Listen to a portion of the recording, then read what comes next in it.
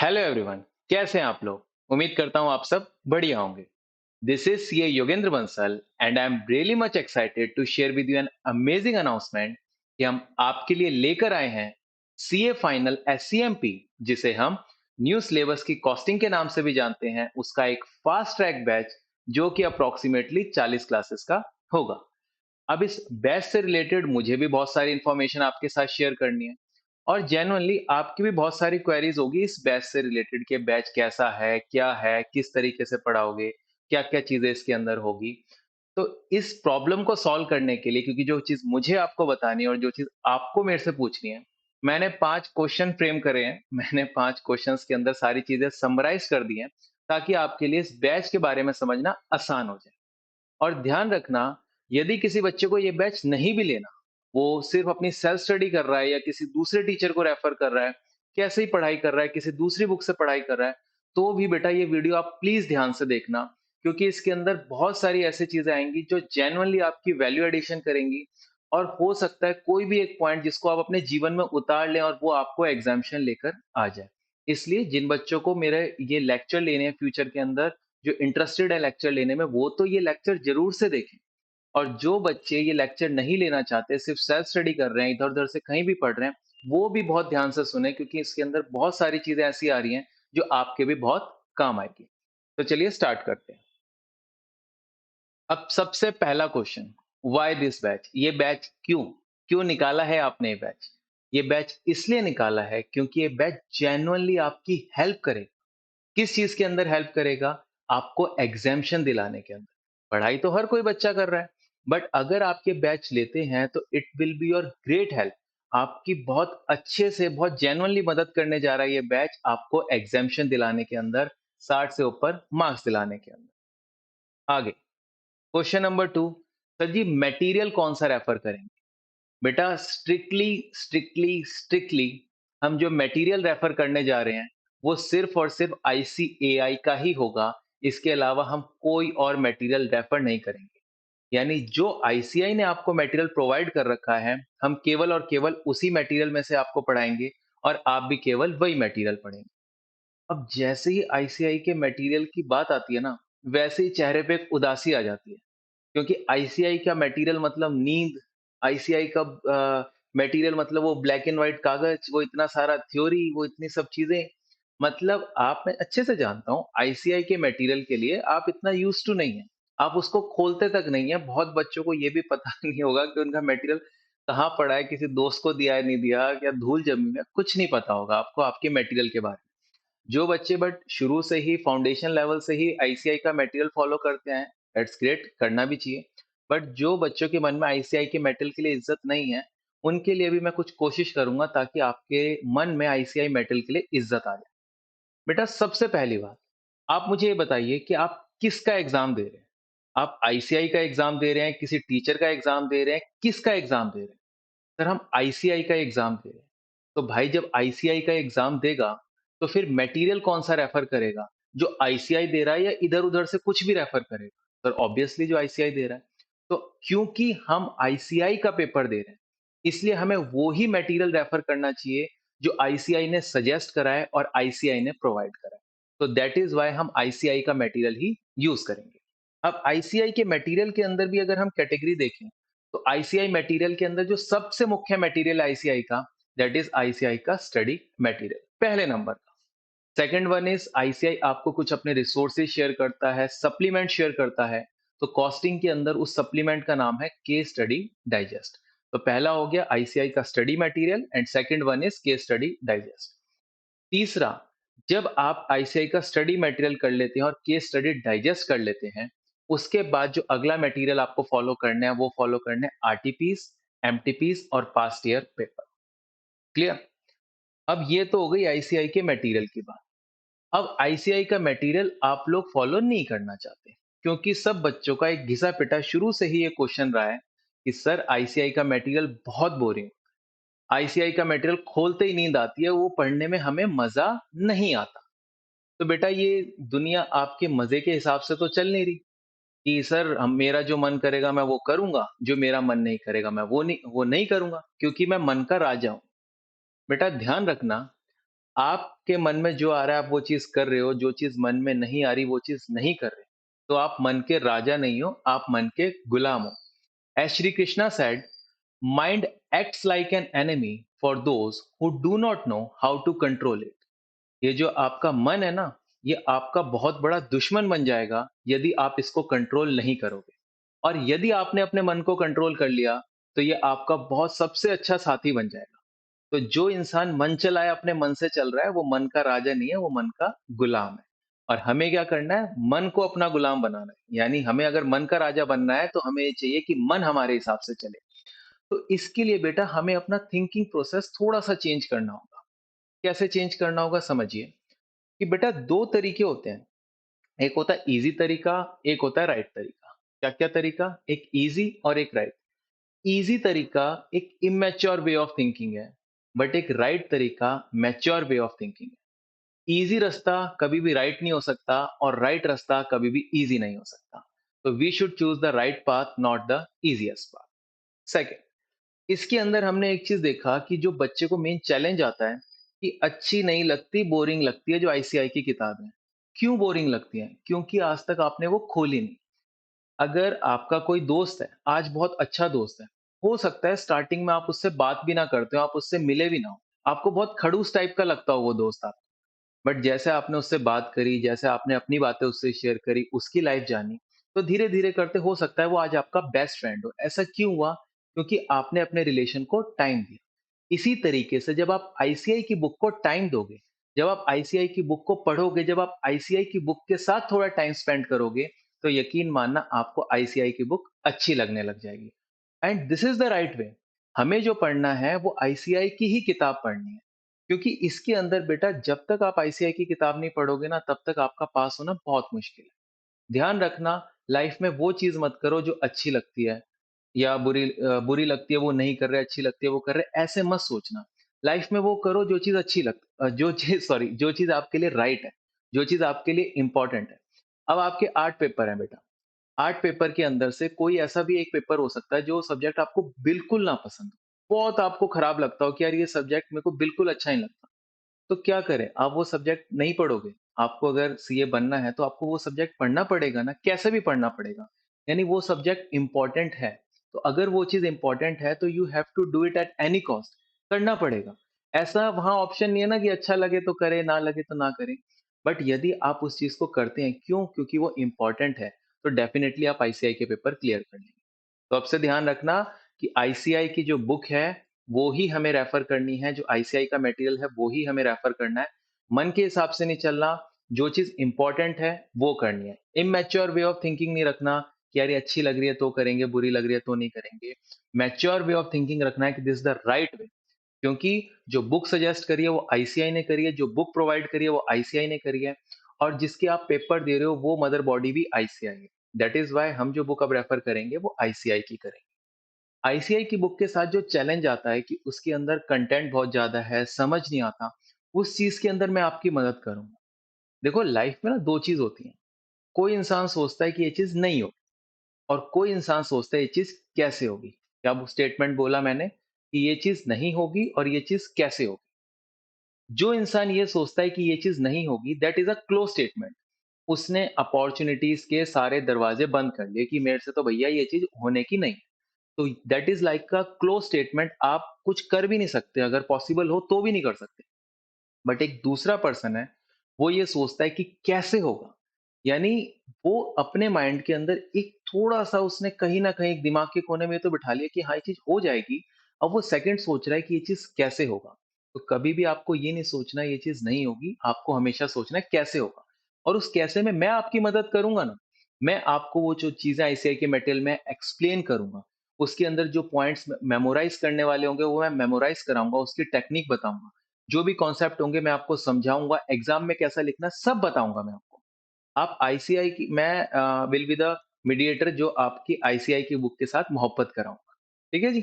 तो हमें रेफर करना है आईसीआई का मटेरियल नथिंग एल्स। जो थोड़ा बहुत भी उसके अंदर आपको बोरिंग लग रहा है वो बोरियत मैं सारी खत्म करूँगा और थोड़ा माइंडसेट भी ये रखो अपना कि यार वो बुक मेरे लिए बहुत इंपॉर्टेंट है। That is why please, please, please refer, it's my humble अर्ज कि आप सिर्फ आईसीआई का मटेरियल फॉलो करें। अगर आईसीआई के मटेरियल की बेटा बात करते हैं तो इसके अंदर मैंने 3 कैटेगरी बनाई है आईसीआई के मटेरियल की। First one is study material, second is case study digest as a supplement ICI ने आपको दे रखी है, आप वेबसाइट पे भी जाके देख सकते हैं। And third one is RTP, MTP और पास्ट ईयर। इसके अंदर जो स्टडी मटेरियल है वो सबसे प्राइमरी थिंग है हमारी, सबसे मेन चीज़ है जो हमें करना ही करना है। सेकंड सप्लीमेंट के तौर पे केस स्टडी डाइजेस्ट जिसको 3 पार्ट्स में दे रखा है हमको। एक केस स्टडी, एक case scenario and last one is skill assessment based question. तो इसके अंदर स्टडी मटेरियल के अंदर बेटा हमारे 13 चैप्टर होते थे। ध्यान रखना स्टडी मटेरियल में हमारे 13 चैप्टर होते थे। 13 में से एक चैप्टर होता था 5 नंबर का cost management for specific sector. वो वैसे ही बहुत वाहियात चैप्टर था और मतलब बच्चा भी पढ़ के खुश नहीं था, हमें भी बहुत आउट ऑफ द ट्रैक वो चैप्टर लगता था, तो आईसीआई ने उसको हटा ही दिया है उस चैप्टर को।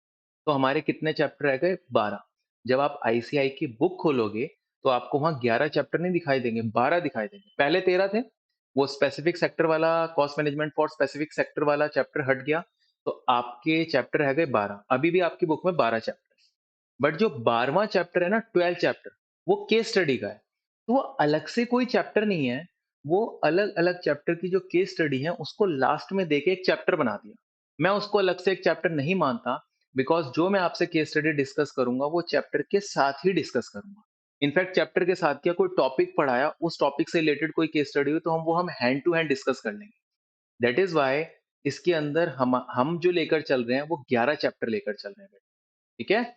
11 चैप्टर और उससे रिलेटेड जो केस स्टडी वगैरह होगा वो चैप्टर के अंदर ही हम डिस्कस कर लेंगे। अब जो केस स्टडी डाइजेस्ट है, इसको भी मैं अलग से नहीं कराऊँगा। केस स्टडी डाइजेस्ट में जो केस स्टडी है, सिनेरियो है, स्किल असेसमेंट बेस्ड क्वेश्चन है, इनको भी मैं चैप्टर वाइज़ कराऊँगा। यानी जैसे मान के चलो मैं चैप्टर नंबर 1 करा रहा हूँ, उससे रिलेटेड आपको केस स्टडी डाइजेस्ट में जो भी चीज़ें दे रखी होंगी, वो मैं आपको हैंड टू हैंड चैप्टर 1 के साथ ही करा दूँगा।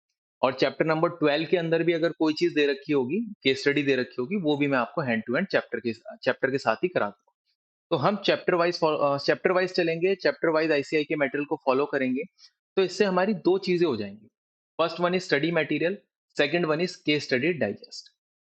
अब ध्यान से सुनिएगा, स्टडी मटेरियल और केस स्टडी डाइजेस्ट, इसको मैंने बेटा बनाया लेवल 1.0। ये लेवल 1.0 और लेवल 2.0 मैंने बनाया है आरटीपी, एमटीपी और पास्ट ईयर पेपर। अब कुछ बच्चों को ना इससे भी तसल्ली नहीं मिलती। उनको ये चाहिए सर ये भी क्वेश्चन इंपॉर्टेंट है, ये भी इंपॉर्टेंट है, ये फलानी बुक में दे रखा है, ढिमकानी बुक में दे रखा है, ये ऐसा है, वैसा है। ठीक है, मैं उन बच्चों से पूछना चाहता हूँ जो इधर-उधर भाग रहे हैं, बेटा सबसे पहले तो अपने आप को ना एक लेवल पे रिस्ट्रिक्ट करो। अपना एक प्रोसेस बनाओ, एक स्ट्रैटेजी बनाओ कि पढ़ना कितना है। अदरवाइज़ घूमते ही रहोगे, कुछ भी नहीं कर पाओगे। मैंने अपने सीए के भी बहुत सारे दोस्त जो मेरे टाइम के दोस्त हैं, आज भी वो सीए कर रहे हैं, छोड़ दी, क्योंकि उनके पास ना एक स्ट्रैटेजी नहीं थी कभी भी पढ़ने की। वो बस पढ़ रहे हैं, कोई भी रैंडम टीचर्स की बुक, मार्केट की बुक्स उठा के क्वेश्चन सॉल्व कर रहे हैं, लगे ही पड़े हैं। उनको पता तो होना चाहिए यार हमें अपनी बाउंड्री कहाँ तय करनी है। उनको पता तो होना चाहिए कितना पढ़ना है, कैसे पढ़ना है, किस स्ट्रैटेजी के तहत पढ़ना है। मैं उन बच्चों से कहना चाहता हूँ कि जो इधर-उधर ज़्यादा भटक रहे हैं, क्या बेटा तूने आईसीआई के स्टडी मेटल के क्वेश्चन कर लिए? अगर वो भी कर लिए तो क्या केस स्टडी डाइजेस्ट कर ली? अगर वो भी कर ली तो क्या RTP, MTP past year paper कर लिए? और यदि तूने इतना नहीं करा है ना, तो इसके अलावा कोई दूसरी चीज़ बिल्कुल भी मत उठा। पहले ये तो कर ले यार, इसको कर ले, फिर मेरे से पूछ कि क्या सर हमें और भी कुछ करने की ज़रूरत है? तब बात करेंगे। बट वो बच्चे जो निहायती गधे बच्चे जो ये नहीं हो रखा और इसके बावजूद भी वो पूछ रहे हैं कि सर वो कर लें, ये कर लें, बेटा ये बहुत गलत स्ट्रैटेजी है। आप अपने आप को ही हार्म कर रहे हो, अपना ही अटेम्प्ट डिले पे डिले करे जा रहे हो। प्लीज़ एक प्रोसीजर के तहत चलो। यानी आरटीपी, एमटीपी और पास्ट ईयर पेपर पे भी मत कूदो। सबसे पहले देखो क्या स्टडी मैट तुम्हारा हो गया है? अगर स्टडी मैट ही नहीं हुआ होगा तो यार आरटीपी कैसे सॉल्व करोगे? एमटीपी कैसे सॉल्व करोगे? उसमें भी तो जो क्वेश्चन है वो स्टडी मैट के हैं या उससे सिमिलर क्वेश्चन है। वो तो करानी और सीधा प्रो लेवल पे जंप कर रहे हो। अब स्टेयर्स भी हैं बेटा पहला स्टेप अगर लोगे फिर उसके बाद सेकंड, थर्ड, फोर्थ ऐसे ही चढ़ना पड़ेगा। पहले स्टेप के बाद सीधा 10वां स्टेप लोगे ना तो पैंट ही फटेगी। ठीक है ना? और पैंट फटने का मतलब अटेम्प्ट ही लगेंगे। तो एक-एक स्टेप करके हम चलेंगे और पास्ट ईयर पेपर, आरटीपी ये सब भी कर लेंगे यार। बट स्टेप वाइज़ चलेंगे, ठीक है? कोई भागने वाली बात नहीं है कि सीधा एडवांस करेंगे। तो जो लेवल 1.0 जो ये बैच है, ये लेवल 1.0 बैच है जिसके अंदर हम स्टडी मेटल और केस स्टडी डाइजेस्ट करेंगे। और जो RTP, MTP past year paper है, इसके लिए मैं लेवल 2.0 बैच लूँगा एंड वो कोई बैच नहीं है, वो थोड़ी-सी क्लासेस होंगी, बहुत थोड़ी-सी क्लासेस। क्यों? क्योंकि RTP, MTP past year paper की अगर मैं बात करूँ बेटा, तो उसके अंदर जो 50% पोर्शन है ना, वो तो आप सेम ही लगा लो कि जो हमने ऊपर स्टडी मटेरियल और केस स्टडी डाइजेस्ट करा है, वो बिल्कुल सेम रहेगा उस तरीके से। 50% पोर्शन तो इसमें ऐसा मिलेगा एटलीस्ट। जो बचा हुआ 30% पोर्शन है, वो सिमिलर मिलेगा। उसका ऐसा नहीं होगा कि बिल्कुल same to same facts and figure होंगे, बिल्कुल सेम चीज़ें होंगी, बट वो बहुत हद तक सिमिलर होगा। यानी जो 80% कंटेंट है ना, वो आप खुद भी कर सकते हैं। जिसने मेरे साथ स्टडी मटेरियल और केस स्टडी डाइजेस्ट कर लिया, वो RTP, MTP past year paper, इसको कंबाइंड रूप से मैं पेपर्स बोल रहा हूँ। RTP, MTP past year paper को कंबाइंड में पेपर्स बोल रहा हूँ। तो वो जो ये पेपर्स है, वो 80% तक सॉल्व कर लेगा। अब जो 20% पोर्शन रह गया ना, वो थोड़ा चैलेंजिंग होता है, वो मैं भी जानता हूँ कि क्वेश्चन के अंदर कोई नया फैक्ट एंड फिगर दे दिया होता है, कोई नई तरह की बात बोल दी होती है। मैं मेजरली आपको 20% वाली चीज़ कराऊँगा। ऐसा नहीं है 50-30 वाली नहीं कराऊँगा। सेम और सिमिलर वाली चीज़ नहीं कराऊँगा, वो भी बताऊँगा। बट इसके अंदर जो मेन चैलेंज होगा, वो मैं 20% वाला पोर्शन जो बिल्कुल ही आपसे नहीं होगा, वो मैं आपको बहुत अच्छे से इसके अंदर हेल्प करने वाला हूँ। ठीक है? वो लेवल 2.0 की बहुत थोड़ी-सी क्लासेस होंगी एंड वो क्लासेस केवल उन्हीं बच्चों को मिलेगी जिन्होंने मेरे साथ लेवल 1.0 कोर्स पूरा कर लिया। समझ में आई यहाँ तक बात? ठीक है? चलें आगे। और ये जो लेवल 1.0 है चैप्टर वाइज़ होगा, मतलब केस स्टडी डाइजेस्ट मैं अलग से नहीं कराऊँगा। उसके जो क्वेश्चन होंगे चैप्टर वाइज़ ही इनकॉर्पोरेट करके जो स्टडी मैट के होंगे वैसे ही करेंगे। और जो केस स्टडी का चैप्टर नंबर 12 है, अलग से नहीं होगा, वो भी आपका चैप्टर के साथ ही हो जाएगा। तो कुल मिला के हमें फोकस रखना है इस बैच के अंदर, 11 चैप्टर हमें अपने कंप्लीट करने हैं, 11 चैप्टर। कोई बहुत ज़्यादा नहीं है, हो जाएँगे आराम से।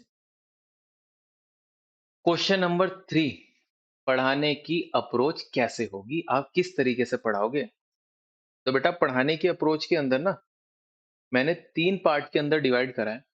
सबसे पहला पार्ट है थ्योरी, क्योंकि जैसी न्यू सिलेबस की ओल्ड सिलेबस की अगर मैं बात करूँ तो प्रैक्टिकल पोर्शन बहुत अच्छा होता था, बहुत ज़्यादा होता था।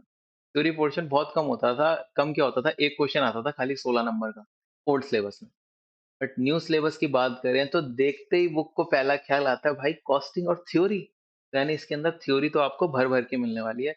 और मैं ऐसा मानता हूँ कि आप ना इस तरीके से समझो कि थ्योरी, प्रैक्टिकल और केस स्टडी, ये तीन मेजर पोर्शन है। मैं आपको दिखा देता हूँ, थ्योरी, प्रैक्टिकल क्वेश्चन और केस स्टडी। इसकी आप वेटेज ना माइंड में वन थर्ड मान के चलो कि वन थर्ड वेटेज थ्योरी की, वन थर्ड वेटेज प्रैक्टिकल की और one third weightage case study की। एग्जाम में ऊपर नीचे आ सकता है, बट एक अपने दिमाग में इसको इस तरीके से आप वेटेज रखिए। अब जो थ्योरी है ना, उसके अंदर सबसे बड़ी जो तकलीफ है, सबसे बड़ा जो चैलेंज है, वो क्या आता है कि सर एग्जाम में कैसे लिखेंगे। क्या चैलेंज आता है? एग्जाम में कैसे लिखेंगे। और ध्यान रखना बेटा, अगर इस दुनिया में प्रॉब्लम है, तो इसी दुनिया में सॉल्यूशंस भी हैं। अगर इस संसार के अंदर आपकी तकलीफें हैं ना, तो इसी संसार के अंदर उसके इलाज भी हैं। तो मैं इसका इलाज आपको बताने जा रहा हूँ। और जितने भी इलाज होंगे, चाहे थ्योरी क्वेश्चन का, चाहे प्रैक्टिकल क्वेश्चन का, चाहे केस स्टडी का, वो मैं 3 स्टेप्स के अंदर ही आपको बताऊँगा हमेशा। फर्स्ट स्टेप है रीड, जो करेंगे आप। यानी कोई भी थ्योरी का, कोई भी रैंडम टॉपिक थ्योरी का मैंने लिया क्लास के अंदर, और जब मैं उसको पढ़ाऊंगा, तो सबसे पहले आप उस थ्योरी पोर्शन को, उस पैराग्राफ को खुद से रीड करेंगे। सर इसका क्या फायदा होगा? इसका ये फायदा होगा, इससे माहौल बनेगा।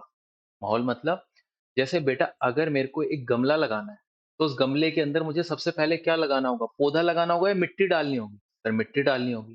तो जब आप उस चीज को रीड कर लेंगे ना, तो मेरा एक माहौल बन जाएगा, उसमें मिट्टी डल जाएगी। अब मेरे को उसके अंदर बीज डालना रह जाएगा। और जब आप उसको एक बार रीड भी कर लेंगे ना, तो आपको एक आइडिया हो जाएगा कि हम किस चीज़ के बारे में डिस्कस करने जा रहे हैं। मैं कह रहा हूँ आपने कोई पैराग्राफ पढ़ा, आपको 100% नहीं समझ में आया, 10% तो आएगा। ज़्यादा नहीं, 20%, 30%, इससे कम तो समझ नहीं आएगा ना, इतना तो आएगा। बट उससे एक भूमिका बन जाएगी, एक माहौल बन जाएगा, आपको चीज़ पता चलेगी, अच्छा इस चीज़ के बारे में बात हो रही है। तो सबसे पहले क्लास के अंदर ही आप रीड करेंगे, ये काम होगा जी आपकी तरफ से। डन? फर्स्ट चीज़ करेंगे आप रीड का। Second one is explain and notes making, वो करूंगा मैं। अब आपने उस चीज को रीड करा, अब उसको प्रॉपरली एक्सप्लेन करूंगा मैं आपको, पूरे कॉन्सेप्ट के साथ, पूरे कॉन्टेक्स्ट के साथ एक्सप्लेन करूंगा। बिकॉज ऐसा कहते हैं, a book can give you a text, but a teacher can give you a context. Book आपको सिर्फ शब्द देती है, बट टीचर आपको उसका संदर्भ भी बताता है। तो शब्द तो आपको मिल चुके हैं, अब मैं उसका कॉन्टेक्स्ट दूँगा। मैं उसके पीछे का कॉन्सेप्ट बताऊँगा, उसके पीछे की एक इन्हेरेंट फ़ील बताऊँगा, ये क्या है इस पैराग्राफ में, वो मैं आपको प्रॉपर्ली एक्सप्लेन करूँगा, पूरे लॉजिक के साथ। अब एक्सप्लेन ही नहीं करूँगा, मैं उसके नोट्स भी आपको बनवाऊँगा, ताकि आपको वो लॉन्ग टर्म तक याद रहे। क्यों? बेटा जैसे घर बनता है ना, घर के अंदर पिलर्स ज़्यादा लगते हैं, घर के अंदर ईंटें ज़्यादा लगती हैं। पर घर के अंदर ईंटें ज़्यादा लगती हैं, पिलर तो थोड़े से लगते हैं। 4, 5, 6, 7, 8, 10, 15, 20 इतने ही। बट ईंटें तो हज़ारों लगती हैं, घर बनता है। तो मेरे को आपके पिलर्स मजबूत करने हैं।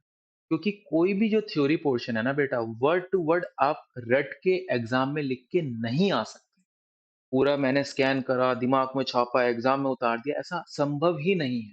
यहाँ कोई ऐसे हार्ड डिस्क फिट नहीं है, वो रोबोट में होता है चिट्टी की तरह, कि जिसमें आप पूरा फ़ीड हो जाए और आप एग्ज़ाम में लिखें, ऐसा नहीं संभव है। आपको और आईसीआई भी नहीं चाहता है ऐसा, कि आप पूरा कॉपी करके वहाँ पर उल्टी करिए और पेस्ट, आईसीआई भी नहीं चाहता है। आईसीआई क्या चाहता है, कि जो आईसीआई की कीवर्ड्स हैं, आईसीआई के कीवर्ड्स को मैं बोलता हूँ आईसीआई के जो पिलर्स हैं, उसको आप प्रॉपर्ली लिख कर आओ और उसके ऊपर नीचे का जो टेक्स्ट है वो इस तरीके से लिख कर आओ कि पूरे आंसर का एक कॉन्टेक्स्ट बन जाए। मैंने बेटा जिन बच्चों के अच्छे मार्क्स आए हैं, उनकी सर्टिफाइड कॉपी मैंने देखी है। उसके अंदर उनको भी देख के मुझे ये समझ आया कि यार हमें केवल और केवल मतलब पूरा कॉपी पेस्ट नहीं करना। हमें उसके अंदर जो इम्पोर्टेंट कीवर्ड्स हैं, इम्पोर्टेंट पॉइंट्स हैं, वो तो देने हैं और साथ में उससे रिलेटेड चीज़ लिखनी है, ताकि आपके आंसर का जो कॉन्टेक्स्ट है और जो आईसीआई की बुक में कॉन्टेक्स्ट है, वो काफ़ी हद तक सिमिलर लगे।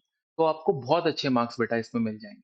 तो उसमें आपका मदद करेगा जो मैं नोट्स आपको क्लास में बनवाऊँगा, और वो कोई टाइप रिटन नोट्स नहीं होंगे, वो मेरे हाथ से लिखे हुए हैंड रिटन नोट्स होंगे जो आपको क्लास के अंदर मिलेंगे। और तीसरा स्टेप है रिवाइज़, और रिवाइज़ कौन करेगा? हम दोनों। सबसे पहला काम रीड, रीड क्या करेंगे? आप रीड करेंगे सबसे पहले। सेकंड होगा एक्सप्लेन एंड नोट मेकिंग, जो मेरे द्वारा होगी आपको। और तीसरा पॉइंट है रिवाइज़, जो कौन करेगा? हम दोनों मिलके करेंगे।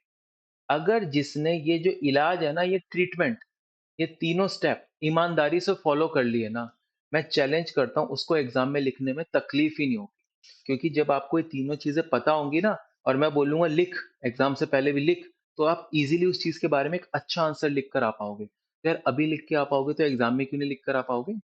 यार यहाँ होनी चाहिए चीज। ठीक है, आप एग्जाम में लिख कर आ जाओगे और यहाँ मैं फीड कर दूंगा आपके। सबसे पहले एक्सप्लेन करके, फिर आपके नोट्स बनवा के, और फिर मल्टीपल टाइम रिवीजन करा के। डन। तो थ्योरी के अंदर तकलीफ क्या थी समझ आई, और उसका इलाज भी समझ आया। नेक्स्ट, नेक्स्ट चलते हैं जी प्रैक्टिकल क्वेश्चंस पे। प्रैक्टिकल क्वेश्चन के अंदर सबसे बड़ी तकलीफ क्या है? प्रैक्टिकल क्वेश्चन में सबसे बड़ी तकलीफ यह है जी, एग्जाम में सॉल्व नहीं होता। और एग्जाम में सॉल्व क्यों नहीं होता उसका मैं रीजन बताऊंगा, और उसके रीजन के अंदर ही उसका आंसर भी छुपा है, उसका ट्रीटमेंट भी छुपा है। क्योंकि मैंने बोला है ना, प्रॉब्लम है तो सॉल्यूशन भी है। अगर बीमारी है तो उसका इलाज भी कुछ ना कुछ है। ठीक है, तो इसका भी आंसर मैं आपको 3 स्टेप्स में देना चाहूंगा। First one is the concept. बेटा क्या होता है, जो सीए का बच्चा है वो प्रैक्टिकल क्वेश्चन कर करके ना, उससे कॉन्सेप्ट बनाने की कोशिश करता है। जैसे 10, 20, 30 प्रैक्टिकल क्वेश्चन करे, वो उसके बेसिस पे कॉन्सेप्ट बनाने की कोशिश कर रहा है, ऐसा नहीं होना चाहिए। सबसे पहले आपको उस चीज का कॉन्सेप्ट पता होना चाहिए, फिर आपको क्वेश्चंस करने चाहिए। मतलब मेरा क्वेश्चन है, पहले घर बनाओगे या पहले नींव बनाओगे? सर हम पहले नींव बनाएंगे, वही मैं कह रहा हूँ, नींव क्या है? आपके कॉन्सेप्ट है। तो सबसे पहले फंडामेंटल जो आपकी नींव है, आपके कॉन्सेप्ट है, आप उनको डेवलप कीजिए। उसके बाद घर तो कितना ही बड़ा बना लीजिए, अब बुर्ज खलीफा भी कितना बड़ा है, तो पहले ऊपर का बना, पहले नीचे की इतनी गहरी नींव खुदी। गहरी नींव खुदी ना, तो वो काम करते हैं कॉन्सेप्ट। और कॉन्सेप्ट मैं आपको दूंगा। कोई भी प्रैक्टिकल क्वेश्चन हो ही नहीं सकता आपको कोई सिंगल चीज उसकी रटनी पड़ जाए। सारे के सारे study mat case study digest की जितने भी प्रैक्टिकल क्वेश्चन होंगे, आई गारंटी कि उसके पीछे जो भी कॉन्सेप्ट होगा सबसे पहले मैं आपको दूंगा। कोई आपको उसमें कोई रटने की आवश्यकता नहीं होगी, कहीं भी रटने की आवश्यकता। आपको उसके अंदर जो कॉन्सेप्ट लगता होगा वो मैं आपको पहले से ही बता के चलूंगा। Second, I will solve like the student, not teacher. How a student mind thinks. Second है बेटा, सेकंड पॉइंट है। सेकंड आपका जो स्टेप है वो ये है कि जब मैं क्वेश्चन करूंगा ना, जब मैं उसका सॉल्यूशन करूंगा, तो मैं टीचर की हैसियत से कतई नहीं करूंगा, मैं उसको स्टूडेंट की हैसियत से करूंगा। बेटा आपने देखे होंगे कि जनरली टीचर लोग अपनी बुक के पीछे बायो लिखते हैं ना अपने, कि नाम ये है, ग्रेजुएट है, फलानी-फलानी यूनिवर्सिटी से कर रखा है, इस अटेम्प्ट में पास आउट हुआ है और बड़ी इनोवेटिव पर्सनैलिटी है, फलाना-ढिमकाना। टीचर्स के बायो पढ़ना बहुत अच्छे-अच्छे होते हैं। अपने बायो के अंदर ना मैं बुक के पीछे लिखे होते हैं, बुक पे या वेबसाइट पे आप देखना। अपने बायो के अंदर मैं एक चीज़ ज़रूर से मेंशन करता था हमेशा कि मैं काम करता हूँ हाउ अ स्टूडेंट थिंक्स, कि स्टूडेंट कैसे सोचता है। मेरा बिल्कुल भी ये मकसद नहीं है कि मैं आपके दिमाग में क्वेश्चंस के सॉल्यूशन ठूसता रहूं, ठूसता रहूं, ठूसता रहूं, कि मैंने आपको 100 क्वेश्चन करा दिए, 200 करा दिए, 500 करा दिए और मैं ठूसे जा रहा हूं। उससे आपका दिमाग नहीं चल रहा, उल्टा दिमाग और ब्लॉक होता जा रहा है, भरता जा रहा है दिमाग। दिमाग ने चलना स्टार्ट नहीं करा कि यार ये चीज क्यों हो रही है, बस मैं भर रहा हूँ। बेसिकली अंधभक्त टाइप से आप हो गए हो एक तरीके से, कि मैं बोले जा रहा हूँ, बोले जा रहा हूँ, बोले जा रहा हूँ और आप उसको माने जा रहे हो, अपना दिमाग नहीं चला रहे, क्या हो रहा है क्या नहीं हो रहा, बस उसको फॉलो करे जा रहे हैं। ऐसा नहीं। मेरी शुरू से कोशिश रहती है कि प्रैक्टिकल क्वेश्चन मैं सॉल्व ना करूं, स्टूडेंट सॉल्व करे। कैसे? क्योंकि मैं जब क्वेश्चन सॉल्व कराता हूँ तो मैं स्टूडेंट बन के सॉल्व करता हूँ वो क्वेश्चन, टीचर बन के नहीं करता। और स्टूडेंट में एवरेज स्टूडेंट बनता हूँ, बहुत मतलब लो आईक्यू का स्टूडेंट नहीं बनता और बहुत हाई आईक्यू का स्टूडेंट नहीं बनता। मैं एक एवरेज आईक्यू का स्टूडेंट बनता हूँ और उसके तहत मैं क्वेश्चन सॉल्व करता हूँ। कि क्वेश्चन आया तो सबसे पहले उसकी सारी चीजें लिखी, समरी बनाई कि यार क्या क्या किस किस चीज के बारे में बात हो रखी है। अब क्वेश्चन में जैसे बोला जी प्रॉफिट निकालो, तो प्रॉफिट कैसे निकलेगा जी, सेल्स माइनस कॉस्ट। तो सेल्स की इन्फॉर्मेशन कहाँ है, कॉस्ट की इन्फॉर्मेशन कहाँ है, वो सेल्स की सारी इन्फॉर्मेशन के हिसाब से सेल्स की फिगर निकाले, कॉस्ट की सारी इन्फॉर्मेशन के हिसाब से कॉस्ट का फिगर निकाला, माइनस करा, प्रॉफिट निकाला। एक एग्जाम्पल के तौर पे कह रहा हूँ। तो मैं जो भी क्वेश्चन कराऊंगा वो ऐसे कराऊंगा, आपको लगेगा मैं खुद कर रहा हूँ वो क्वेश्चन। समझ आया? मेरा क्वेश्चन कराने का तरीका कभी भी टीचर वाला नहीं होगा, हमेशा स्टूडेंट वाला होगा, कि मैं खुद स्टूडेंट बन जाऊँगा। आप बनो मत बनो, मैं अपना स्टूडेंट खुद ही बन जाऊँगा कि कैसे वो उस क्वेश्चन को मैं एक स्टूडेंट की हैसियत से, एक स्टूडेंट के माइंडसेट से सॉल्व करूँ। एंड तीसरा सबसे ज़्यादा इम्पोर्टेंट स्टेप है, बेटा प्रैक्टिकल क्वेश्चन के अंदर जो सबसे बड़ी गलती होती है ना आपकी, सबसे बड़ी बड़ी गलती वो थर्ड स्टेप के अंदर होती है। Practice without opening solution. आपको ये करना है। बहुत बच्चे मैंने देखे हैं, वो प्रैक्टिकल क्वेश्चंस को कैसे सॉल्व करते हैं, एक तरफ क्वेश्चन, एक तरफ आंसर, एक तरफ क्वेश्चन, एक तरफ आंसर, और वो ऑडिटिंग कर रहे होते हैं। अच्छा ये वाला फिगर ये आ गया, अच्छा क्वेश्चन में ये लाइन लिखी, ये फिगर, अच्छा ये यहाँ आ गया, अच्छा ये फिगर ये यहाँ आ गया। इस तरीके से वो अपनी बुक में ऑडिटिंग कर रहे होते हैं, टिक्के लगा रहे होते हैं दोनों तरफ। उनको, उन गधों को ये नहीं पता कि एग्जाम में सिर्फ क्वेश्चन वाला पार्ट होता है, सॉल्यूशन वाला पार्ट नहीं होता। बट उन्होंने अपने दिमाग की ट्यूनिंग ऐसे कर ली है कि क्वेश्चन और आंसर, क्वेश्चन आंसर। भाई वो आंसर सॉल्व हो ही चुका है, वो आंसर सॉल्व हो ही चुका है, तेरे को अपनी गलती पता चलेगी ही नहीं। अगर तेरे को अपनी गलती पता करनी है ना, तो उस क्वेश्चन को सॉल्व कर बिना आंसर को देखे। क्वेश्चन पढ़, खुद दिमाग लगा, खुद सॉल्व कर, बट आंसर मत दे। जो बच्चे क्वेश्चन और आंसर को साथ में लेके सॉल्व करते हैं, उन बच्चों को मैं कहना चाहूंगा वो बच्चे पैदाइशी पैरालाइज्ड हैं, कि उनकी अपब्रिंगिंग ही ऐसे हुई है कि वो पैरालाइज्ड ही पैदा हुए हैं। उनको स्पून फीडिंग चाहिए, वो इतने बड़े हो गए हैं तब भी उनके माँ-बाप उनको गोदी में लेके घूम रहे हैं। ऐसे स्टूडेंट के लिए मैं ये शब्द यूज़ करना चाहूँगा। मुझे कोई शर्म नहीं है ऐसे स्टूडेंट के लिए ये शब्द यूज़ करने में। बिकॉज़ वो अपने माइंड की क्या ट्यूनिंग कर रहे हैं यार।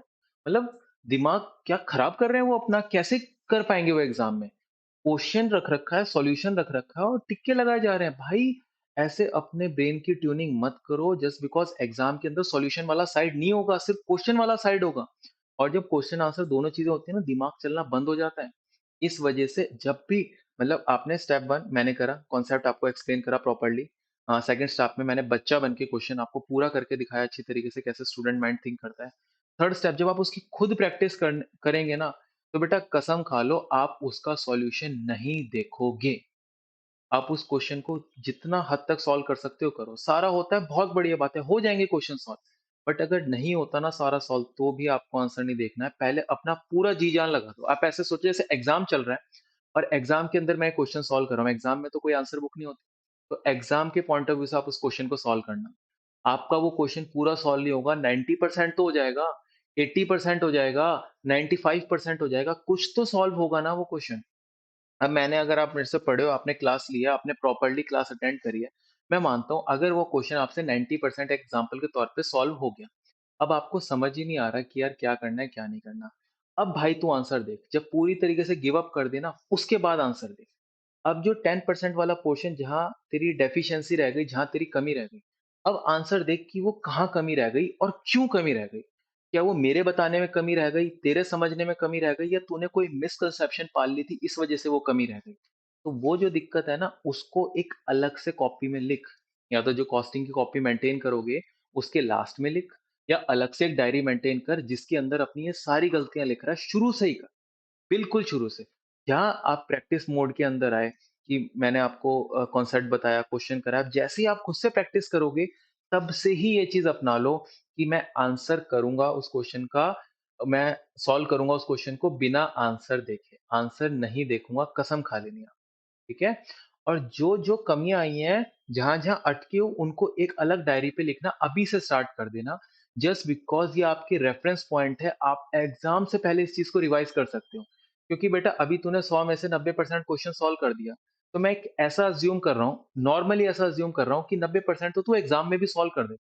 नहीं, पर जो 10% वाला पोर्शन जो तू गलत करा, वो चीज़ तेरे लिए मेन है, क्योंकि 90% तो तेरे अंदर बस चुका है। 90% तो तू तू ठीक कर रहा है। वो जो 10% वाला पार्ट है ना, उसको ठीक करना है। तूने यहाँ गलती करी है, तो इट्स अ हाई चांस कि तू एग्ज़ाम के अंदर भी गलती कर दे। इसके लिए अलग डायरी बना जिसके अंदर वहाँ तू ये सारे पॉइंट्स लिखे। डन। और गलतियां बेटा इंडिविजुअल स्पेसिफिक होती है कि हो सकता है स्टूडेंट ए की गलती कहीं और आई हो, किसी पॉइंट में आई हो, स्टूडेंट बी की गलती किसी और पॉइंट में आई हो। तो ये बहुत ही ज्यादा एक इंडिविजुअल पर्सन का गलती अपनी अपनी रहेगी, और अपनी अपनी रिस्पेक्टिव डायरी आप मेंटेन करके चलिएगा। यकीन मानिएगा, जैसे जैसे आप क्वेश्चन सॉल्व करते रहेंगे, एक चैप्टर में लेट सपोज 20 क्वेश्चन है, 20 आपने सॉल्व करे, 20 के अंदर से आपके 15 सॉल्व हो गए, 5 में जो जो कमी आई वो आपने लिख ली। यकीन मानना, आपको कुछ टाइम बाद ऐसा फ़ील होगा कि इन 5 क्वेश्चन में जो कमी आई थी मैं उनको रिवाइज़ कर लूँ, मेरा पूरा चैप्टर रिवाइज़ हो गया, मतलब ये स्टेज आ जाएगी आप, ठीक है? तो प्लीज़ इस चीज़ को फ़ॉलो करिएगा, और यकीन मानिए स्टेप 1, 2, 3 जो मैंने आपको इलाज बताया, अगर आपने ये फ़ॉलो कर लिया बेटा, तो ऐसा हो ही नहीं सकता कि एग्ज़ाम में आपसे क्वेश्चन सॉल्व, मेरे को आपको इनेबल करना है कि आप क्वेश्चन कर पाओ। ध्यान से समझिएगा। मेरे को आपके दिमाग में क्वेश्चन ठूसने नहीं है, क्वेश्चन भरने नहीं है आपके दिमाग के अंदर कि ये बेटा ये आंसर है, ये आंसर है, ये ऐसे कर लियो, ये क्वेश्चन कभी मैं कोई बीच में से उठवा दिया, कोई बाद में से उठा दिया, पहले से उठा दिया, रटवा दिया, ऐसा नहीं। मेरे मेरे मैं जो बच्चे मेरे से पढ़े हुए हैं उनको पता है कि प्रैक्टिकल क्वेश्चन की तो मैं धज्जियाँ उड़ाता हूँ क्लास के अंदर, कि जब तक मैं उसको पूरा खोल-फाड़, चीर-फाड़ ना कर दूँ ना उस क्वेश्चन की, तब तक मुझे तसल्ली नहीं होती, जब तक उस बच्चे के दिमाग में घुसा ना दूँ पूरा का पूरा क्वेश्चन। तो इस चीज़ को ध्यान रखो बेटा, एग्ज़ाम में भी सॉल्व होगा। बिकॉज़ मेरे को आपको इनेबल मोड में लाना है। मेरे को आपको क्वेश्चन की डूइंग मोड के अंदर लाना है, ना कि आपके दिमाग में उसका सॉल्यूशन ठूसना है। ठीक है? तो जैसे ही आप ये 3 स्टेप फॉलो करोगे, आप 101% एग्ज़ाम में भी उसको सॉल्व करके आ सकते हो। ठीक है? अब जी तीसरा पॉइंट,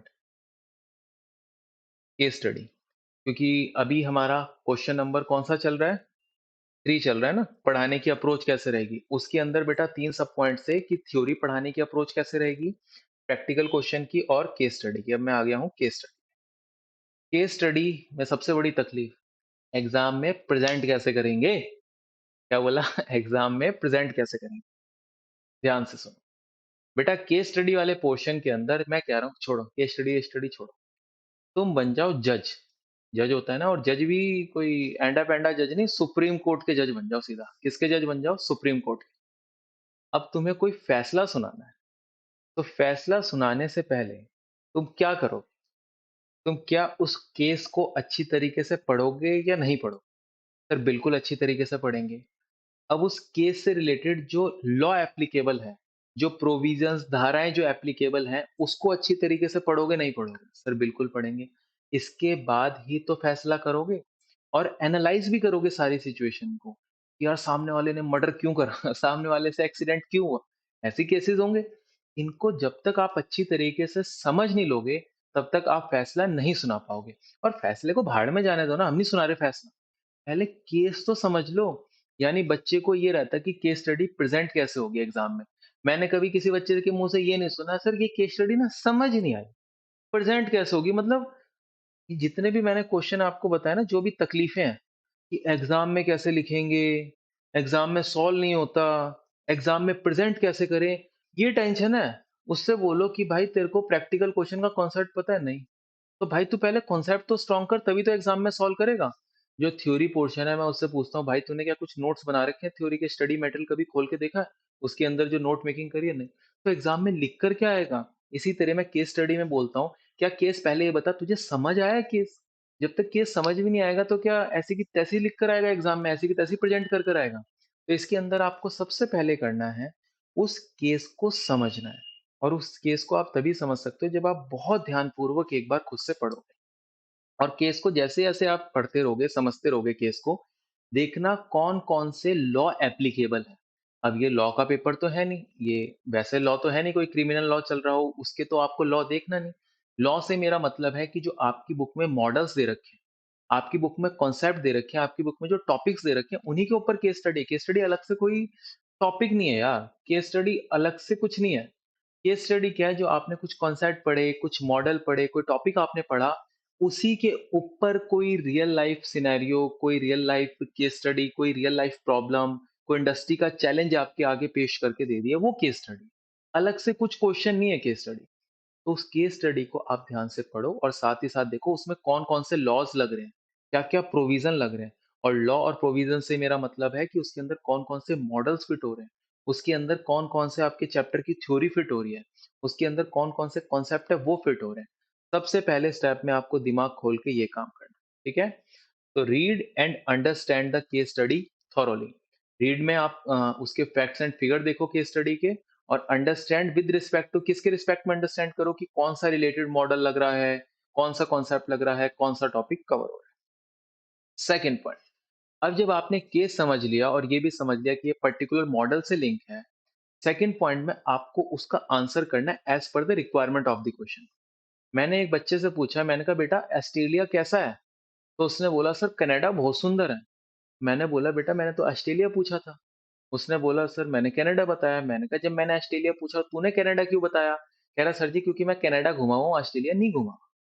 अब ये बताओ अगर रिक्वायरमेंट कुछ पूछी हुई है, आप उस रिक्वायरमेंट का आंसर वो ना देके जो पूछिए कुछ अलग ही अपने दिमाग से आइडिया लगा के कुछ आंसर दे रहे हो, क्या आपको मार्क्स मिलेंगे? मिल ही नहीं सकते। तो ध्यान रखना, केस स्टडी आते ही ना कुछ पता नहीं आपके शरीर में होने लग जाता है और आप ना कुछ लिखना शुरू कर देते हो, बस पेलते रहो, पेलते रहो, पेलते रहो।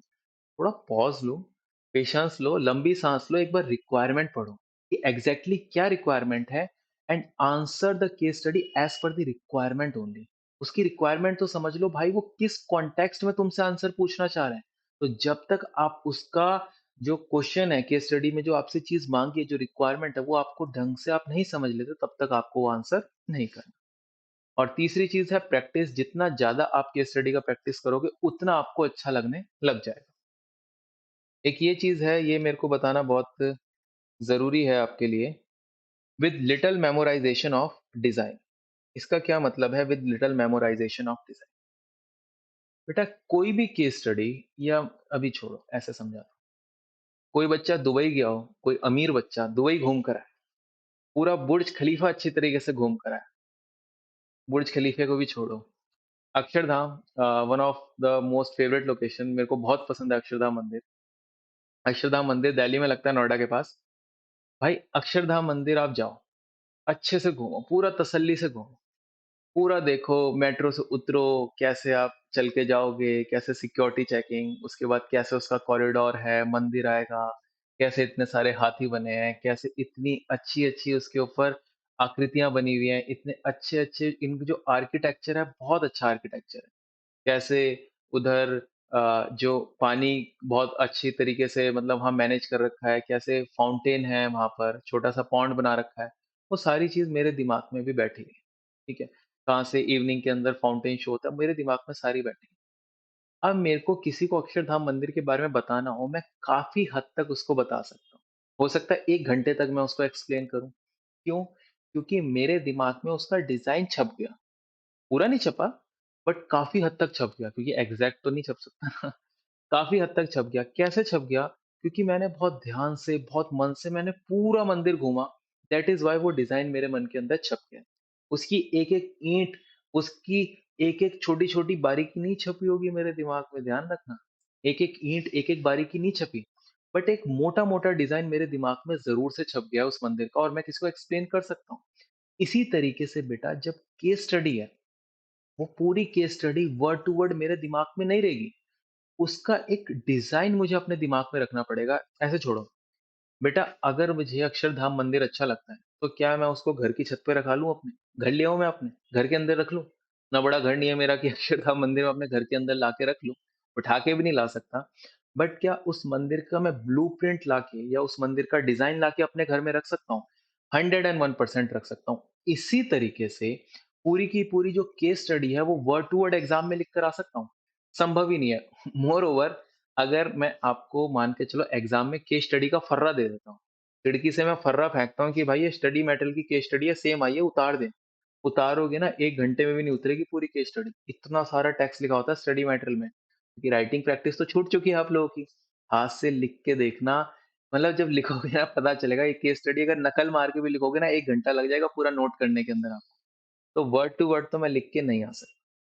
तो यानी मेरे को बट लिख कर भी आना है। बट मेरे को उसका डिज़ाइन पता है ना, कि कहाँ-कहाँ, किस-किस चीज़ के बारे में बात कर रखी थी, कब क्या चीज़ कवर कर रखी थी, कैसे-कैसे प्रोसेस था। तो मैं उसके बारे में एक अच्छा आंसर लिख कर आ पाऊँगा, क्योंकि एग्ज़ाम में या तो आपको सेम केस स्टडी मिलेगी, या सिमिलर केस स्टडी मिलेगी, या बिल्कुल यूनिक केस स्टडी मिलेगी। 3 ही पॉसिबिलिटी है। क्या बोला मैंने? या तो सेम केस स्टडी, या सिमिलर केस स्टडी, या बिल्कुल यूनिक केस स्टडी। तो बेटा सेम और सिमिलर केस स्टडी अगर आपको मिल जाती है, जो मोस्ट ऑफ द टाइम मिलती है, तो उसके अंदर आपकी ये वाली अप्रोच काम कर जाती है with the little memorisation of design. मैं केस स्टडी रटने को नहीं बोल रहा हूँ, कतई नहीं बोल रहा हूँ। मैं बोल रहा हूँ उस केस स्टडी का जो डिजाइन है ना, कैसे बात करी है, किसके बारे में बात करी है, पहले किसके बारे में क्यों बोला, फिर बाद में क्यों बोला, साथ में ये चीज भी बता दिया, उसका जो प्रोसेस है, उसका एक छोटा सा डिजाइन मैं आपको बना के दूंगा। आप भी परेशान मत हो, मैं आपको बना के दूंगा। और वो जो डिजाइन अगर आप अपने दिमाग में रखोगे, तो वो केस स्टडी आती है, उससे रिलेटेड कोई केस स्टडी आती है, तो आप एग्जाम के अंदर एक अच्छा आंसर लिख कर आ सकते हो बिना भटके। कि जैसे आईसीआई का जो डिजाइन है, वैसे ही डिजाइन का आप आंसर लिख कर आओगे, तो आपको अच्छे मार्क्स मिलने की संभावना बढ़ जाएगी। ठीक है जी, आगे चलते हैं। अब some more feature information of the batch. हाँ जी, और भी बता दीजिए आप बैच के बारे में।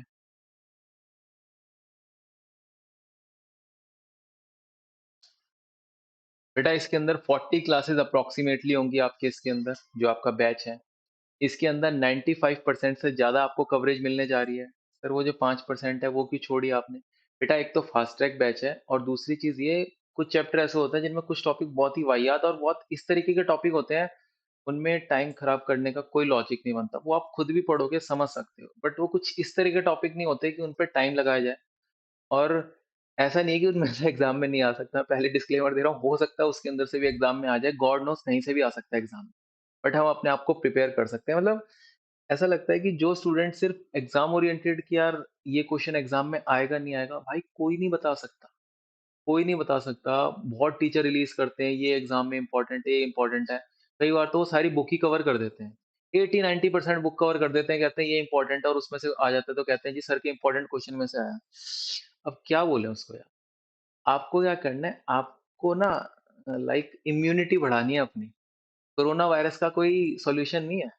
एक सॉल्यूशन पता नहीं क्या रेमडेसिविर क्या निकला था भाई, मेरे नॉन में जिसको रेमडेसिविर लगी थी ना, सब भगवान को प्यारे हो गए। कोई सॉल्यूशन नहीं है कोरोना का। क्या था? सिर्फ आपकी इम्यूनिटी। इसी तरीके से एग्जाम का कोई वो नहीं है कि क्या आएगा क्या नहीं आएगा, उसका कोई ट्रीटमेंट नहीं है। आप अपनी इम्यूनिटी बढ़ा के जा सकते हो, आप अच्छे से पढ़ के जा सकते हो, आप एक तैयारी करके जा सकते हो, जिससे आप एग्जाम को हैंडल कर लो। ठीक है? कोई शॉर्टकट अपनाने की कोशिश भी मत करना, हो सकता है बहुत बड़ा लॉन्ग कट हो जाए। थर्ड जी बेटा, ये गूगल ड्राइव मोड के अंदर आपको मिलेगी। लाइव के लिए इसलिए नहीं, क्योंकि कोई बच्चा कभी फ्री होता है, कोई मॉर्निंग में फ्री है, कोई इवनिंग में, कोई आफ्टरनून में। दैट इज वाई आपको रिकॉर्डेड मोड में, गूगल ड्राइव मोड में मिले। फोर्थ पॉइंट, मेरा सपोर्ट आपको 9 से 10 के बीच में, वैसे तो सारा दिन मेरा सपोर्ट है, कोई दिक्कत नहीं है। आप मेरे को जब मर्जी कॉल कर सकते हैं, बात कर सकते हैं, मैसेज कर सकते हैं। बट बाई चांस अगर मैं रिकॉर्डिंग में हूँ या कहीं और बिजी हूँ, किसी और पार्टी में बिजी हूँ, तो 9 से 10 का तो डेडिकेटेड टाइम है, जिसके अंदर आप मेरे से जूम पे कनेक्ट हो सकते हैं, जिसके अंदर आप सीधा वीडियो कॉलिंग के थ्रू कनेक्ट हो सकते हैं, नॉर्मल कॉलिंग के थ्रू कनेक्ट हो सकते हैं। मतलब this is the time, this is the dedicated time, because I think so कि सब फ्री हो जाते हैं 9 बजे तक खाना पीना खाते सब, या कुछ तो पता नहीं कभी खाते होंगे रात को। बट 9 से 10 एक कन्वीनियंट टाइम मेरे को लगा। इसमें हम वीडियो मोड के थ्रू भी कनेक्ट हो सकते हैं, ज़ूम के थ्रू, मीट के थ्रू जैसा आपको अच्छा लगे वैसे कनेक्ट हो सकते हैं। और हाँ, टेक्स्ट मैसेज आप मुझको कभी भी भेज सकते हैं। व्हाट्सएप पे मैं थोड़ा ज़्यादा एक्टिव रहता हूँ, तो कोशिश करना व्हाट्सएप पे मतलब आप मैसेज भेज दो और अकॉर्डिंगली मैं रिप्लाई कर दूँगा। मैसेज भेज दो, नॉर्मल मैसेज भेज दो, वॉइस नोट भेज दो, तो वो आप मेरे को कभी भी भेज सकते हैं। ठीक है? Fifth G, investment and this not the fees, this not the price, this is the investment. क्योंकि इन्वेस्टमेंट हम किस चीज को बोलते हैं जिसका हमें रिटर्न मिलता है। तो आपको इसका बहुत अच्छा रिटर्न मिलने जा रहा है। एंड इसका जो इन्वेस्टमेंट है वो सिर्फ मात्र है 2888। और ये ऑफर बेटा केवल और केवल 31 अक्टूबर 2022 तक के लिए एप्लीकेबल है। ये बहुत कम प्राइस है जो मैंने रखा है। क्यों रखा है? बिकॉज़ नाउ ऑनवर्ड्स आपको जो भी मेरी क्लासेस मिलेंगी अब से, वो सिर्फ़ आपको मेरे ही माध्यम से मिलेगी, कहीं और से नहीं मिलेगी।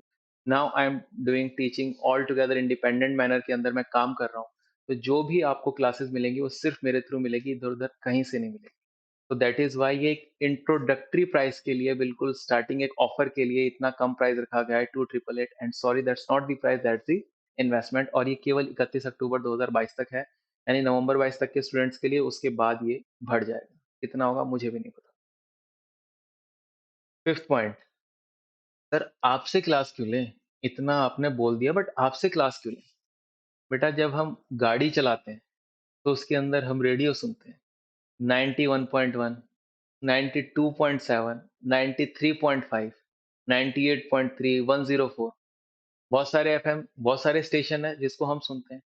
अच्छा मेरे को एक चीज बताओ, अब जैसे आप 98.3 आपने स्टेशन पे स्विच करा, उस पे कोई गाना बज रहा है, तो आपने स्विच करा इसलिए वो गाना बज रहा है, या फिर वो गाना कंटिन्यूअसली उस फ्रीक्वेंसी पे बजे जा रहा था, और क्योंकि आपने उस टाइम पे 98.3 वाली फ्रीक्वेंसी से अपनी फ्रीक्वेंसी मैच करी इसलिए वो आपको सुनाई दे रहा है।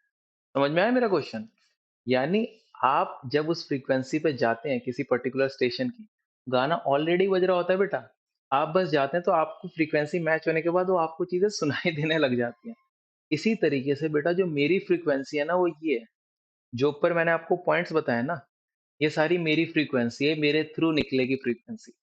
अगर आप ऐसा फ़ील करती हो कि इस फ्रीक्वेंसी के साथ आप अपनी फ्रीक्वेंसी मैच करना चाह रहे हो, मेरे साथ खुद को कंपैटिबल करना चाह रहे हो, तो आप ये बैच लीजिए, अन्यथा मत लीजिए। क्योंकि मार्केट में बहुत टीचर, बहुत बुक्स, बहुत कुछ अवेलेबल है, बहुत वीडियोज़, बहुत सारी चीज़ अवेलेबल है। ऐज़ यू विश आप कैसे ही कर सकते हैं। बट इसके अंदर मैं बस, अगर आपको बैच लेना है तो तभी लेना जब आपको लगता है कि आप अपनी फ्रीक्वेंसी और मेरी फ्रीक्वेंसी को साथ में लेकर चल सकते हैं। अगर आप मेरे साथ कंपैटिबल हो सकते हैं, देन ओनली आप इस बैच को जॉइन कीजिए। ठीक है जी? और लास्ट में जी मेरा नंबर है, आप इसको नोट कर सकते हैं, +918010021621। अच्छा नंबर है ना? See Yogendra Bansal, your costing coach. तो that's all from my side. अगर इसके बावजूद भी कुछ डाउट्स रह गए हैं, कुछ चीज़ें रह गई हैं जो मैं एक्सप्लेन नहीं कर पाया बैच से रिलेटेड, या अभी भी आपको क्वेरीज रह गई हैं कि यार ये बात और बताए थे सर, तो प्लीज़ आप मेरे को कॉल कर लीजिएगा, मुझे मैसेज छोड़ दीजिएगा, मैं आपको एक्सप्लेन कर दूँगा। And thank you very much, आपने सुना।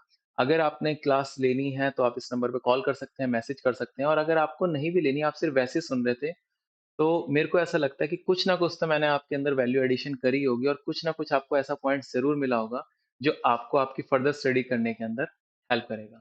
तो thank you very much. And since ये चैनल ऑल टुगेदर नया है और इसी चैनल के ऊपर आपको मेरी वीडियो मिलेंगी, तो प्लीज़ अगर आपको अपना सपोर्ट शो करना है, अपना लव शो करना है, तो आप सब्सक्राइब बटन दबा सकते हैं। और अभी सब्सक्राइब बटन दबाने का क्या फ़ायदा है? क्योंकि अभी थोड़े सब्सक्राइबर हैं।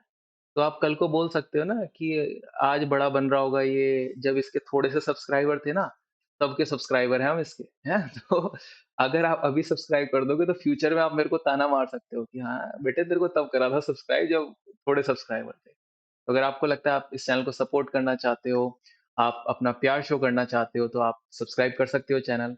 आपको वीडियो के अंदर कुछ भी अच्छा लगा है तो आप इस वीडियो को लाइक कर सकते हो, कुछ भी मन की बात है आप कमेंट कर सकते हो, और किसी ज़रूरतमंद के साथ आप ये वीडियो शेयर कर सकते हो।